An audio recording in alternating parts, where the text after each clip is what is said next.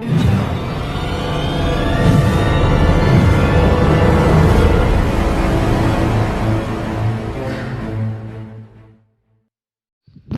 everyone, welcome to my channel Anupma Biology Classes, and this is the 8th video in the series of human physiology. Today our topic is human nervous system, and this video is the section A of part 7. So let's take a look with me in this video and understand about the human nervous system. Here the first important thing to know about the nervous system is what is nervous system. So the nervous system is composed of neurons which exercise control by sending electrical signals called nerve impulse, and the study of structure, functions and disease of the nervous system is called neurology. So this system is important for control and coordination, in which there are two parts, nervous system and endocrine system. Here a complete description of the nervous system. And the first is nervous tissues. Nervous tissues are important to form this system, and it consists of neurons, nerve fibers, neuroglia, ependymal cells and neurosecretory cells. So the first is neurons, and this is the structure of a neuron which has two ends. On one end dendrites and cell body present, and on the other end axon present. Neuron is the functional unit of the nervous system, and each neuron has a cell body which encloses cytoplasm and has a nucleus, a single axon and a variable number of dendrites. In the picture you can see all these structures, and the masses of neuron clusters inside the CNS, that is central nervous system, are nuclei. Masses of neurons that lie in the PNS, that is peripheral nervous system, are ganglia, and the bundle of nerve fibers within the CNS are tracts. Now the second, that is the nerve fibers and nerves. This is the structure of the nerve fibers, and the axons are dendrons of a nerve cell covered with one or two sheath, that is the nerve fibers. And it is of two types, medullated nerve fiber and non-medullated nerve fiber. So what is the difference in medullated and non-medullated? Medullated has medullary sheath while it is absent in non-medullated. Medullated has nodes of Ranvier while it is absent in non-medullated, and the non-medullated carry impulse slower than medullated. Nerves are the bundle of nerve fibers in the PNS, and a nerve consists of fasciculi. In the picture you can see the structure. This all the rounded structures are the fasciculi. Each fasciculi is covered by perineurium. Inside fasciculi, each nerve fibers is covered by endoneurium, and each nerve is surrounded by epineurium. Now the nerves are of three types, in which the first is sensory nerves, which contain sensory nerve fibers only, and the examples are olfactory, optic and auditory cranial nerves. Second is motor nerves, which contains motor nerve fibers only, and the examples are oculomotor, pathetic, abducens, spinal accessory and hypoglossal cranial nerves. And the last, that is mixed nerves, according to the name, it contains both nerve fibers, that is sensory and motor both. And the examples are trigeminal, facial, glossopharyngeal and vagus cranial nerves. Now, the Schwann cells which wrap around the axons of neurons in PNS. Third is neuroglia. Neuroglia is the packing and supporting cells found in the brain and spinal cord. These are of three types, astrocytes, oligodendrocytes and microglia. In the picture you can see this is the neuroglial cells, and here the role of astrocytes are to separate and provide mechanical support to the neurons, while the oligodendrocytes are glia cells that form myelin sheath around the axon that lie within the brain and spinal cord. And the last, that is microglia, are phagocytic and scavenger also. This is the ependymal cells, and the ependymal cells are form an epithelium that lines the cavities of the CNS. And the last is neurosecretory cells. These are specialized cells that release hormones into the bloodstream from their axon endings, and the various hormonal secretions of endocrine glands are under the control of neurosecretory cells. This is the structure of a pituitary gland, and this gland is a neurosecretory cell. Now let's come on the nervous system in case of invertebrates, and you know that they have simple nervous system than vertebrates. So the first, that in sponges neurons are absent. In case of hydra, neurons are alike and form a nerve net between epidermis and gastrodermis. In the picture you can see the nerve net. After that, in case of planaria, this is the picture. Here the two nerve cords converge to form a rudimentary brain. And in earthworm, a CNS comprising a single nerve cord and paired segmental ganglia has evolved. In invertebrates, insects have complex nervous system. After that, the most important topic, that is the human nervous system, and it is divided into two parts. First one is central nervous system, that is CNS, and second is peripheral nervous system, that is PNS. This central nervous system is divided into two parts, that is brain and spinal cord. While the peripheral nervous system is also divided into two parts. First is the somatic nervous system and second is autonomic nervous system. Somatic nervous system has no parts while the autonomic has two parts. First one is the sympathetic nervous system and second is parasympathetic nervous system. So here we will discuss all these parts in detail and will see their role in our body. So in this series, the first, that is the central nervous system. Central nervous system lie along the main axis of the body and it has two parts. First is the brain known as encephalon and situated in the head. Second is the spinal cord. It is located in the neck and trunk and it is also known as myelin. Here in the picture you can see this is the structure of the brain and this is spinal cord. And this central nervous system is the site of information processing and control. Second is the peripheral nervous system. And the peripheral nervous system consists of all the nerves of the body associated with the CNS. So here what is all the nerves? So all the nerves are cranial nerves and spinal nerve which associated with the CNS means brain and spinal cord. From the brain cranial nerves and from the spinal cord spinal nerves. It is of two types, in which the first one is afferent nerve fibers which transmit impulse from the receptors present in tissues and organs to the CNS, and the second is efferent nerve fibers which transmit impulse from the CNS to the peripheral tissues or organs. PNS has two parts in which somatic nervous system transmit voluntary impulses from the CNS to the skeletal muscles, while autonomic nervous system transmit impulses from the CNS to the involuntary organs and smooth muscles of the body. Here, this autonomic nervous system has two parts which is sympathetic and parasympathetic and is both plays role antagonistic to each other and it control involuntary actions of the body. So the role of nervous system are control and coordination in our body, memories to guide the animal in future and in homeostasis maintain. Now brain. So brain is the part of CNS and it is only thing of the universe which is attempting to understand itself. And brain is present in a cranium cavity of the skull which is studied in the previous lecture.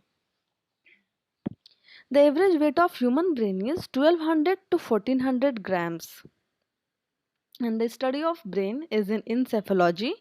The brain has three main regions: forebrain, midbrain and hindbrain. So in which the first is prosencephalon, that is forebrain. In the structure you can see the prosencephalon, mesencephalon and rhombencephalon. These are the name of forebrain, midbrain and hindbrain respectively. The prosencephalon is the greater part of the brain and it consists of three regions. First is olfactory lobe, which is covered by the cerebral hemispheres. It consists of anterior olfactory bulb and the posterior olfactory tract. Second is cerebral hemisphere. This is the structure of cerebral hemisphere, which is also known as cerebrum.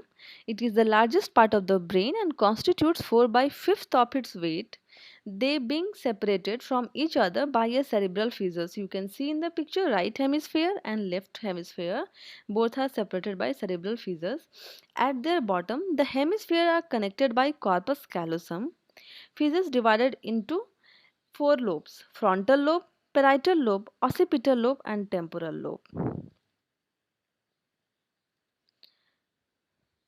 In cerebral hemisphere, each part is enclosed in a cavity that is known as lateral ventricle, and the lateral ventricles also known as first and second ventricle, and it closed from the front and open behind into third ventricle of diencephalon with the help of foramen of Monro. And the cerebral cortex has following areas in which there are general sensory area, general motor area, premotor area, association area, and visual and auditory areas. And the role of these areas are: sensory area is responsible for sensation like pain, motor area for voluntary movements control, premotor area for involuntary movements, and ANS, that is autonomic nervous system, visual area for sight, and auditory area for hearing. So after that, this is the structure. Here you can see the frontal lobe, parietal lobe, temporal lobe, and occipital lobe of the cerebral hemisphere. Now the diencephalon, third part of the forebrain. It enclosed third ventricle and it consists of epithalamus, thalami, and hypothalamus, in which epithalamus is the roof, thalami is right and left side, and hypothalamus is the floor. Hypothalamus consists of optic chiasma and infundibulum. Hypophysis attached the infundibulum. Hypophysis means pituitary gland, and you know the position of this gland is in brain. Now the second, that is mesencephalon, means midbrain.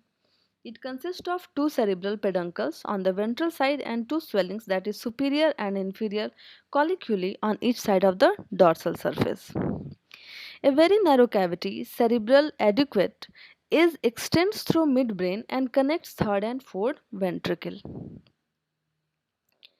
Now the third, that is the rhombencephalon, hindbrain, and it consists of first, that is the cerebellum. It is known as the little brain, and it consists of cerebellar hemisphere and vermis. This is the structure of brain, and in this structure you can see the cerebellum, that is red in color. After that, medulla oblongata, and it is the lowermost part of the brain. You can see in the picture medulla oblongata, and it encloses in a cavity that is known as the fourth ventricle. In medulla, most of the sensory and motor fibers cross from one side to another. So, the left cerebral hemisphere controls the right side of the body, and the right cerebral hemisphere controls the left side of the body. Then the pons varolai. It consists mainly of the nerve fibers which interconnect the two cerebral hemispheres and also joins the medulla with higher brain centers. The medulla, pons, midbrain, and diencephalon are collectively called brainstem. So, brainstem is a composition of medulla, pons, midbrain, and diencephalon. A diffuse network of nerve cell bodies and nerve tracts extends through the brainstem is reticular activating system, that is RAS. The ependyma of all the ventricles of the brain contains fluid, and this fluid is known as cerebrospinal fluid. This fluid acts as a shock-proof cushion for the brain and spinal cord and maintains the constant pressure inside the cranium in spite the variation in the pressure of blood in the cranial vessels. Now, the covering of brains, it means meninges. Brain is surrounded by three protective coats besides the bony cranium are, this is the structure of the meninges, and these are the pia mater, arachnoid matter or membrane, and the dura mater. In the picture you can see this is the pia mater, after that arachnoid, and then dura mater. Pia mater is inner meninx, after that arachnoid matter is the middle, and the dura mater is the outer meninx. So according to the histology, the brain is composed of two things. First is the gray matter and the second is white matter. Gray matter, in the picture you can see this H-shaped structure is known as the gray matter, which consists of nerve cell bodies along with their dendrites and proximal parts of axon.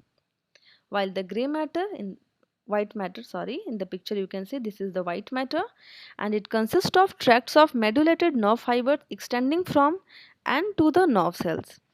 So brain controls all the functions and action of body, and for this it needs large amount of energy. So brain account for 20% of body's consumption of oxygen and 15% of its consumption of blood glucose. In case of mental confusion, it results if brain is deprived of glucose. So this is the end of brain portion, and each part of brain has different functions like olfactory lobe for smell, cerebrum for the sense, voluntary actions, intelligence, memory, will, thinking, learning, and emotions. Diencephalon for reflex action, hunger, thirst, sexual arousal, control, and the feeling of pain, pleasure, anger, fear, etc. Corpora quadrigemina controls flexes of iris and eyelids. Cura cerebri for the sensory impulse movement, cerebellum for maintain posture, equilibrium, and muscle tone, pons varolai for the impulse transmission, and medulla oblongata for heartbeat control, respiratory center, vasomotor center, and reflex center, etc. Now, the second, that is the spinal cord, it is the part of CNS, and it is 45 centimeter long and about 35 gram in weight. This is the structure of a spinal cord. Here it extends from the upper level of the atlas to the lower level of the first lumbar vertebrae. It has two enlargement, that is cervical and sacral. It has an anterior median fissure. This is the anterior median fissure, then posterior lateral sulci and the posterior median sulcus. This is the structures. It is formed of two types of nervous system, that is gray and white matter. The arm of H, this is the arm of H, this is known as the gray matter, are called posterior and anterior gray commissures. The white matter is divided from the gray matter by posterior, anterior, and lateral column or funiculi. This is the posterior, this is the anterior, and this is lateral column. Spinal cords act as a center for the spinal reflexes, and this spinal cord act as sensory and motor impulse to and from the brain via sensory ascending tracts and the motor descending tracts. Now, after the spinal cord, there is the cerebral nerves or the cranial nerves, and these nerves arises from or join the brain. Humans have 12 pairs of cranial nerves, which are here you can see in the picture. These all are the cranial nerves, and these are at first the olfactory nerves, which are responsible for the smell. Then the optic nerve for the sight, oculomotor nerve for the movement of eyeball, for the pathetic nerve for the rotation of eyeball. After that, trigeminal nerve for the sensation of touch and taste. Then abducens nerve, also rotation of the eyeball. Facial nerves responsible for the taste, mastication, facial expressions, salivation, neck movement, etc. Then the auditory nerves for hearing and equilibrium. Then glossopharyngeal nerves for the taste, pharyngeal contraction, and the saliva secretion. Then the vagus nerves for the sensation and the movements. Then accessory spinal nerves for the movement of pharynx, larynx, neck, and shoulder. And the last is the hypoglossal nerve for the movement of tongue. Then The structure of spinal nerves. Spinal nerves are 31 pairs in case of human, and these are classified into groups, that is cervical, thoracic, lumbar, sacral and coccygeal. Cervical 8 pairs, thoracic 12 pairs, lumbar 5 pairs, sacral 5 pairs and coccygeal 1 pair. Here in the picture you can see every spinal nerve connected to the spinal cord by the posterior and anterior root. This is the posterior, that is dorsal root, and this is the ventral, that is anterior root. In the picture you can see the structure. The spinal nerves come out of the neural canal through paired aperture, that is intervertebral foramina. After that, the reflex action. In case of animals, there are two types of actions, and these are voluntary actions and involuntary actions. Voluntary action performed by the animal's wills, like if you see a snake in your way, you can run away or call for help, or you will try to kill. So it's depend on your will. You will do whatever you want. While the second is involuntary action, it performed by the animal without its will. It's also known as reflex action. Like if you touch a hot object or a sudden pinch or prick by a needle, you withdraw your hand and foot every time. So this is the reflex action. It's never depend on your will. Now this is the picture. This is the picture of reflex action. Reflex action is a spontaneous, automatic and mechanical response to a stimulus acting on a specific receptor without the will of animal. And the examples are knee jerk reflex, blinking of eye, coughing, sneezing, etc. So in this picture you can see that when a needle prick in the skin, sensory neurons send the signal to the brain, and after that brain decide what to do. Then motor neurons send the message to muscle to withdraw hand or foot. So this occur immediate within microsecond. So it's known as reflex action. Now, reflex arc. So, what is the reflex arc? This is the structure of the simple reflex arc, and it is the path traveled by or impulse in a reflex action. It consists of 5 parts, in which the first is specific receptor.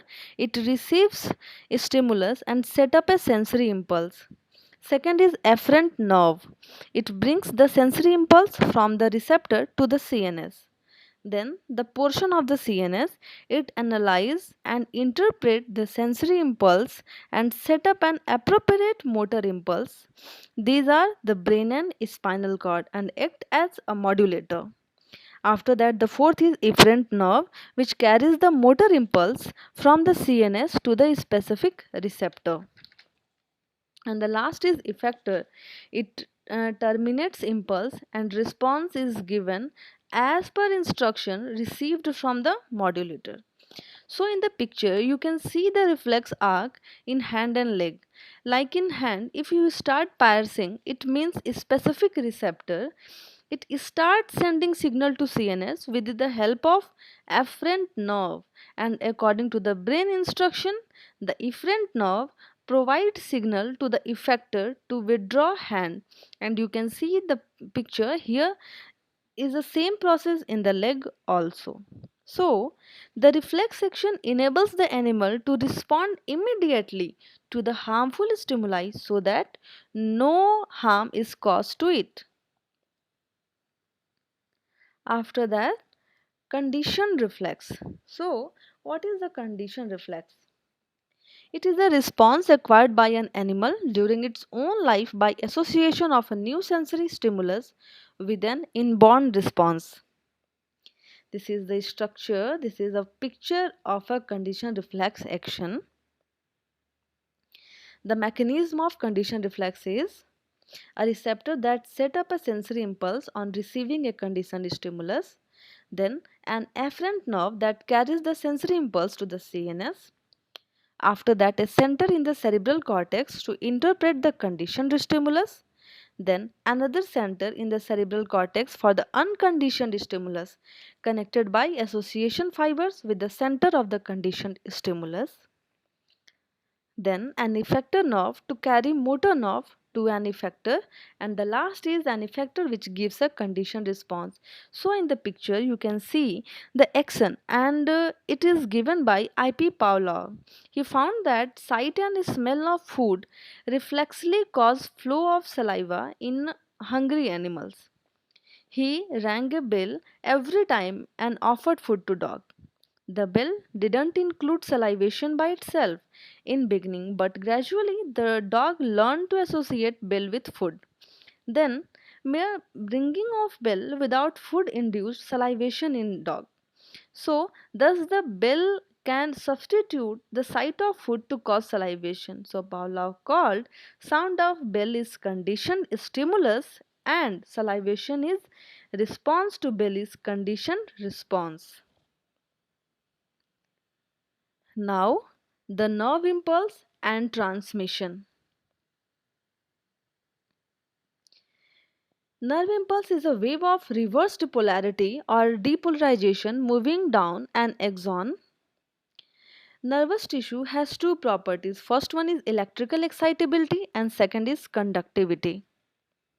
So here the mechanism of nerve impulse conduction, and you can see here the disturbance caused to the membrane of a nerve fiber by a stimulus. After that, by this disturbance, entry of sodium ions lowers the transmembrane potential difference.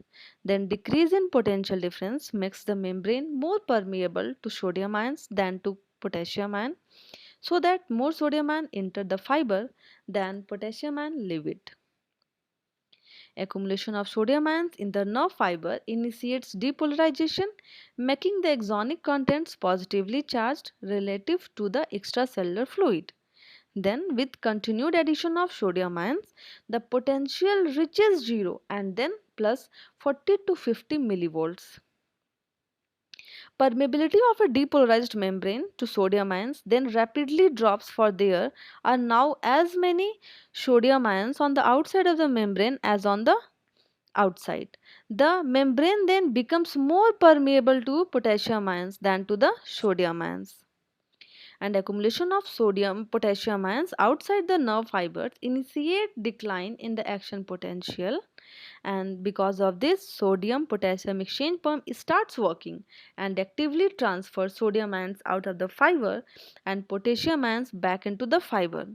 The ions soon regain their original concentration and the membrane acquires its original resting potential. So in this picture you can see the complete structure of the movement of its impulse, and in this at first the resting stage, then the depolarizing phase, and after that the last is repolarization phase. So if we talk about the generation and conduction of nerve impulse, that now is it creates. So at first in resting axon, sodium ion dominate outside and potassium ion inside, and the membrane is more permeable to potassium than to sodium. So more positive ions, that is potassium, pass out than gets in sodium ion. This builds up positive charge outside. Then excited axon, in which membrane becomes more permeable to sodium than to potassium. On excitation, more positive ions move in than pass out potassium. This reverses polarity, making inside positive and generating nerve impulse. So, the movement of the impulse down the axon, depolarization of one side causes depolarization of adjacent side. Thus, the impulse moves and the membrane at original site becomes more permeable to potassium than to sodium. This causes repolarization because more positive ions pass out than move in sodium ion. You can see the picture. Every first step, second step, third and fourth step shows the complete movement of the impulse. After that, the now is saltatory conduction. This is the saltatory conduction, and the action potential jumps from node to node. From the transmission of nerve impulse in myelinated nerve is called saltatory conduction. This is the saltatory conduction which start from one node to the next node. Myelinated nerve fibers requires less energy for this action. Rise in temperature accelerates the conduction of nerve impulse. So this is the saltatory conduction which occur in only myelinated nerves and from one node to the other node like a jump. After that, the transmission of the impulse at the synapse. And this is discovered by Henry Hallett Dell, a British pharmacologist. This is a synapse, and synapse is the close proximity of the axon of one neuron and the dendrites or cyton of another neuron with a gap. In a synapse, a transmitting cell is called presynaptic cell. You can see in the picture, the neurotransmitters are the presynaptic cell and the receiving cell is called postsynaptic cell. A narrow gap between these two is called synaptic cleft. A synapse between an axon of a motor neuron and a muscle fiber is neuromuscular junction, while a synapse between an axon of a motor neuron and a glandular cell is neuroglandular junction. And a synapse between sensory neuron and a sensory receptor is called neuroreceptor junction. So in the picture you can see there are some steps in the neurotransmission at the synapse. So the first is synthesis of neurotransmitter. This can take place in the cell body, in the axon or in the axon terminal. After that, storage of the neurotransmitter in storage glandular or vesicles in the axon terminal. Then the calcium enters the axon terminal during an action potential causing release of the neurotransmitter into the synaptic cleft. Then it starts releasing. The transmitter binds to the activate a receptor in the postsynaptic membrane. Then a deactivation of the neurotransmitter. The neurotransmitter is either destroyed enzymatically or taken back into the terminal from which it come where it can be reused or degraded and removed. The synapse cannot transmit impulse in the reverse direction. After that, the neurotransmitters. So, the neurotransmitters or chemical transmission is of two types. First one is neurosecretion by the axon ending and second is the chemosecretions by the dendrites or muscle fibers. In the picture you can see the neurotransmitter, that is GABA, and this GABA is known as gamma aminobutyric acid, which is released by synaptic knob as the fibers of some interneurons in the CNS. It is known to inhibit the postsynaptic regeneration of action potential and hence is termed as inhibitory neurotransmitters. GABA is neurotransmitter in some crustaceans. Neurotransmitters are acetylcholine, dopamine, serotonin, glycine, etc. Then the synaptic delay. What is synaptic delay? The transmission of the impulse across a synapse is slower than its conduction along the neuron. This differences in the rate of transmission is synaptic delay. And next is the synaptic fatigue. This is the repeated stimulation of the presynaptic knob may deplete the neurotransmitter and this may fail to stimulate the postsynaptic neuron. So, this is the end of human nervous system in which you know about all the parts of nervous system, nerve impulse transmission, synapses, neurotransmitters and many other topics related to human nervous system. After that, the next video will be on the human sensory system. For more such videos, stay tuned with the Anupma biology classes, and if you understand this video, like and share with your friends and subscribe to my channel. If you have any questions or problem to understand, ask in comment section below. Thank you for the watching.